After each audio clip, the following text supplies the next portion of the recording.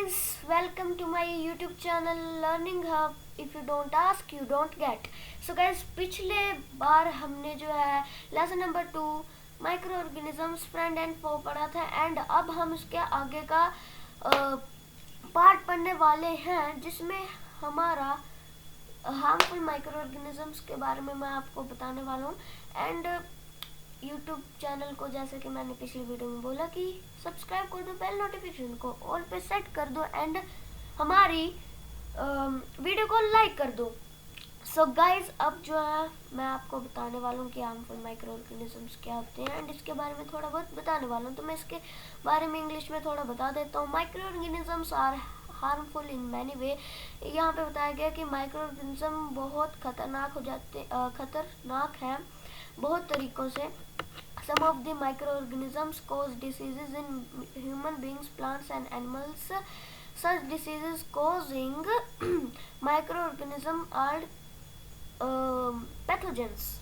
मतलब यहाँ पे बताया गया है कि कुछ माइक्रोऑर्गेनिजम्स जो है human beings, plants and animals में डिसीज फैला देते हैं और उन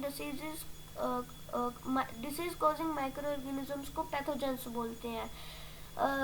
कुछ माइक्रो ऑर्गेनिज्म खानों में, कपड़ों में, लेदर में रहते हैं।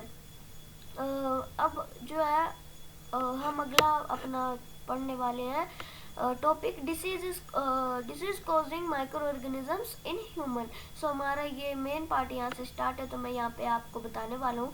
सो मैं आपको इंग्लिश में बता देता हूँ, मैं ज़्यादा बोलना नहीं चाहता हूँ आज क्योंकि मूड खराब है, थोड़ा सा बता देता हूँ। So microbial diseases that can spread from an infected person to a healthy person through air, water, food or physical contact are called communicable diseases। तो यहाँ पे communicable diseases के बारे में बताया। जो माइक्रोबल डिसीजेज होते हैं जो स्प्रेड मतलब फैलते हैं एक इन्फेक्टेड पर्सन से एक क्या बोलते हैं स्वस्थ पर्सन में, मतलब स्वस्थ आदमी में थ्रू एयर, वाटर, फूड, हवा, पानी, खाने से जो है ये पहुंच सकते हैं। और फिजिकल कांटेक्ट हेलो करने से, गले मिलने से ये भी कम्युनिकेबल डिसीज होते हैं। Example of such disease include cholera, common cold, chickenpox and tuberculosis. मतलब एग्जाम्पल्स हैं डिसीजेस के कोलेरा है, कॉमन कोल्ड है, चिकन पॉक्स है और टीबी है हमारा। कॉमन कोल्ड भी पता, कोलेरा भी पता जो प्रोटोजोआ से होता है, चिकन पॉक्स पता है।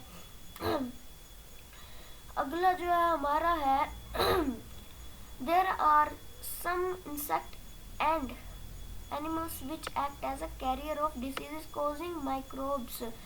जो इंसेक्ट या animal act as a carrier of disease causing microbes, मतलब डिसीज का कैरियर बना होता है, उसके अंदर डिसीज होता है और वो फैलाता है उस डिसीज को, जैसे कि हो गया हाउस फ्लाई, ठीक है। एंड मलेरिया एक नाम की क्या बोलते मच्छर से होता है जो उसका नाम है फीमेल एनाफिलस मॉस्किटो। इससे हमें जो है मलेरिया होता है।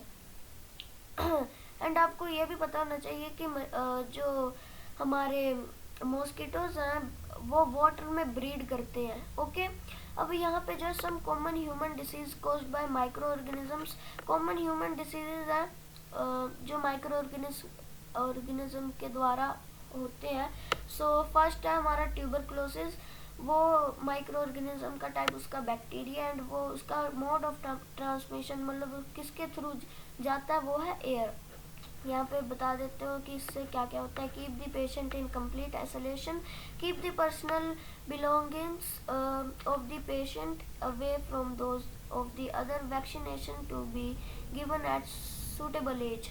मतलब यहाँ पे इंसुलेशन दी जाती है पेशेंट को जो है अदर से, मतलब दूसरों से दूर रखा जाता है एंड वैक्सीनेशन दी जाती है एक एज में। मीसलस वायरस का वायरस है ये भी एयर का मोड है। मतलब ये जितने भी हैं ये एक ही तरह के हैं। चिकन पॉक्स वायरस है एयर और कांटेक्ट मतलब एयर से भी होता है। आप अगर हाथ मिलाते हो पोलियो वायरस है, एयर या फिर वाटर से होता है और ये सेम ही है वैक्सीनेशन वगैरह। अगर यहाँ पे आ जाता है अलग टाइप थोड़ा सा, कोलेरा। कोलेरा एक बैक्टीरिया है एंड बैक्टीरिया के कारण होता है एंड उसका मोड है हमारा वाटर एंड फूड, मतलब खाने और पीने से ही होता है ये। Maintain personal hygiene and good sanitary habits, consume properly cooked food and boiled drinking water, vaccination. यहाँ पे बताया है कि आपको बॉइल्ड ड्रिंक वाटर ड्रिंक करना है, आपको कुक्ड प्रॉपरली कुक्ड फूड खाना है और गुड सैनिटरी हैबिट्स मतलब अच्छी हैबिट्स रखनी है एंड वैक्सीनेटेड रहना आपको। टाइफाइड इसका भी ये पॉजिटिव माइक्रो ऑर्गेनिज्म है, इसका bacteria and mode of transmission है वाटर एंड सेम है इसका भी। यहाँ पे अब एक और आ जाता है ये भी हेपेटाइटिस ए, ये एक वायरस है एंड ये इसका मोड है वाटर। इसमें जो है थोड़ा सा बताया गया कि इससे कैसे है, drink boiled drinking water vaccination. आपको जो है बॉइल्ड वाटर ड्रिंक करना पीना है एंड वैक्सीनेटेड रहना है। एंड यहाँ पे आता है मलेरिया प्रोटोजोआ, इसका मोड है mosquito. Use mosquito net and repellents. Mosquito net जो आप बेड पे बिछा ऐसे आर पार लगा देते हो। Spray insecticides and control breeding of mosquito by not allowing water to collect in the surroundings. आपको जो ब्रीड होने से रोकना है मॉस्किटोज एंड आपके सराउंड में, मतलब आपके घर के आसपास पौधों में या फिर कहीं पे भी कचरा कुचरा है और उसमें पानी पूनी है तो वो आपको इकट्ठा नहीं होना देना, क्योंकि यहाँ पे बताया गया है कि मॉस्किटोज जो है वाटर में ब्रीड करते हैं। यहाँ पे एक और यहाँ पे निकल के आता है, यहाँ पे है रॉबर्ट कोच। इन्होंने जो है बैसिलियस एंटेथ्रिक्स नाम का कुछ डिसीज है कोज किया है, डिस्कवर्ड दी बैक्टीरियम, या इन्होंने डिस्कवर किया ये 1876 में। अगला यहाँ पे आता है some common plant disease caused by microorganisms. यहाँ पे कुछ डिसीजेज बाय क्या बोलते प्लांट डिसीजेज हैं, वो ह्यूमन डिसीजेज थे, ये प्लांट डिसीजेज है एंड ये भी माइक्रो ऑर्गेनिज्म से होते हैं। तो प्लांट डिसीजेज पहला है सिट्रस कैंकर, ये एक बैक्टीरिया है, मोड ऑफ ट्रांसमिशन एयर है एंड ये नींबुओं में होता है। एंड अगला है रस्ट ऑफ व्हीट, ये फंजाई है, फंगी भी बोलते हैं, कोई फंजाई भी बोलता है एंड इसका मोड ऑफ ट्रांसमिशन है एयर एंड सीड्स। देखो ये वीट में कुछ ऐसा हो जाता है, माइक्रोस्कोपिक लेवल में शायद देखा गया है। एंड यहाँ पे है येलो वेन मोज़ेक ऑफ भिंडी ओकरा बोलते हैं इसको। इसका माइक्रो ऑर्गेनिज्म टाइप वायरस है एंड इसका मोड ऑफ ट्रांसमिशन है इंसेक्ट। यहाँ पे अगला जो है हमारा आता है फ्रूट प्रिजर्वेशंस। यहाँ पे फूड प्रिजर्वेशन का केमिकल मेथड है, सो यहाँ पे बता देता हूँ क्या बताया गया है। Salts and edible oils are the common chemical generally used to check the growth of microorganism। जो नमक एंड एडिबल ऑयल मतलब खाने वाला नहीं, सब्जी में डालने वाला तेल होता है, वो कॉमन केमिकल्स है, नॉर्मल केमिकल है, वो जो है माइक्रो ऑर्गेनिज्म की ग्रोथ को चेक करने के लिए यूज़ किए जाते हैं एंड वो प्रिजर्वेटिव्स कहलाते हैं।